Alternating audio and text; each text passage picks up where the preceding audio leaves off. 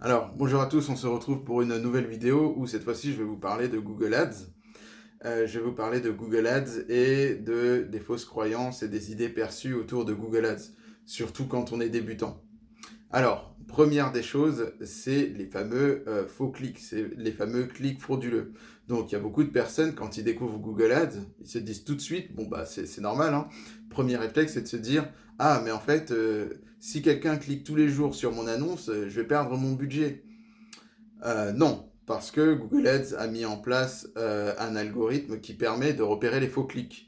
Donc en fait, un faux clic, c'est assez facile de repérer. C'est tout le temps les mêmes requêtes, c'est tout le temps le même site qui est cliqué, et c'est tout le temps la même adresse IP. C'est pas du tout naturel et c'est repérable assez facilement.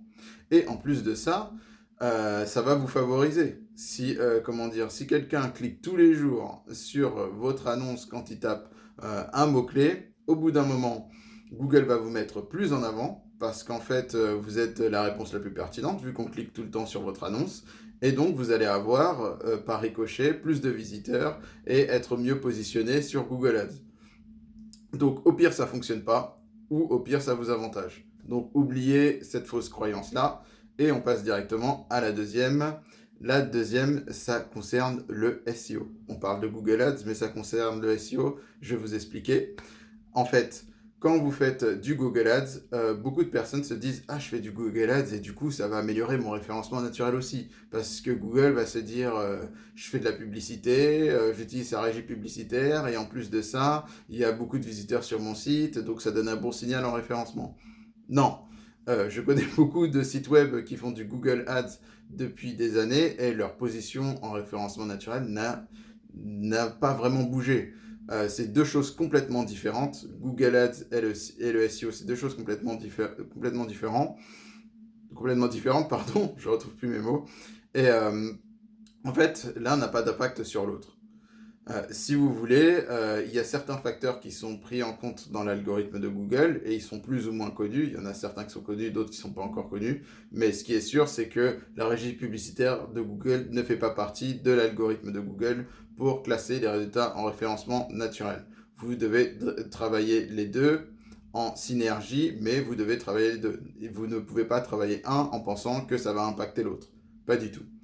Donc, ensuite, dernière fausse croyance, c'est pourquoi je ne me vois pas. Donc, il y a beaucoup de personnes, ils lancent leur première publicité sur Google Ads, et puis ensuite, ils tapent leurs mots-clés sur Google, et en fait, ils ne se trouvent pas. Donc là, c'est la panique, je paye de la publicité, comment ça se fait, pourquoi je ne me vois pas, etc. Bah alors, en fait, si vous ne voyez pas, c'est tout simple, c'est que les résultats de recherche sont personnalisés d'une personne à une autre, ça peut complètement varier. Vous pouvez lancer une campagne Google Ads pour votre site web, vous n'allez pas vous trouver, mais moi je vais vous trouver en première position. Ça dépend de l'adresse IP, ça dépend aussi comment dire, du comportement d'utilisateur. Google essaye toujours de proposer la réponse la plus pertinente en fonction des internautes. Donc il y a ça. Et en plus de ça, vous pouvez, comment dire, à force de faire des requêtes sur Google et de vous chercher, au bout d'un moment, vous allez peut-être vous trouver une fois, deux fois, trois fois, mais au bout d'un moment, vous n'allez plus vous trouver du tout. Parce que Google, en fait, comment il va réfléchir, il va se dire, bon, il a fait telle requête, j'ai proposé ce résultat-là, il n'a pas cliqué dessus, et il continue à faire des requêtes et il ne clique jamais sur ce résultat-là, et bien en fait, je ne le propose pas. Je veux proposer d'autres réponses pertinentes. Et donc c'est pour ça que c'est un cercle vicieux parce qu'à force de vous rechercher, vous allez, comment dire, de moins en moins vous trouver. Donc comment faire pour savoir à quelle position vous êtes, etc.